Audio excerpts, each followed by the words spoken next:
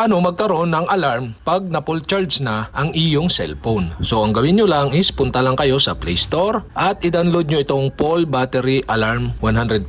So install nyo lang at once na ma-install nyo na, punta lang kayo dito sa apps ng Full Battery Alarm at dito sa homepage, tap nyo lang itong bell icon dito sa may baba at makikita na ninyo dito yung battery full alarm. Yan, switch on nyo lang yan at makikita nyo yung ring alarm at 84%. So pwede nyo yung iset. So slide nyo lang pa kanan para mag-adjust. So ang battery natin is 70%. So adjust natin ang halimbawa mga 72 para mapakinggan lang natin yung kung mag-a-alarm ba. Yan, 72% at 70 yung ating battery. About nga pala do sa sounds nung alarm. So tap nyo lang itong settings sa baba at dito, so hanapin nyo yung ringtone dito sa alarm and sound section. Tap nyo yung ringtone at makikita nyo dyan yung mga available ringtone na ito yung tutunog kapag ka full charge na or nahit na yung sinet nyong alarm percent ng battery.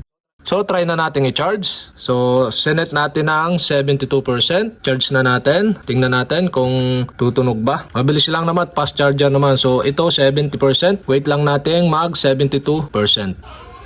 At yan guys, nahit niya yung 72%, a-alarm na siya. So tanggalin na natin yung charge at ganito ang lalabas guys. Itong button, pindutin nyo para ma-turn off na yung pinakang natunog. Yan, nahit niya yung 72, pwede nyo iset ng 95, 80 o depende na sa inyo. So tap na natin, turn off. At ganun lang kadali mag-set ng alarm kapag ka full charge na or nahit na yung ating sinet na percentage ng battery.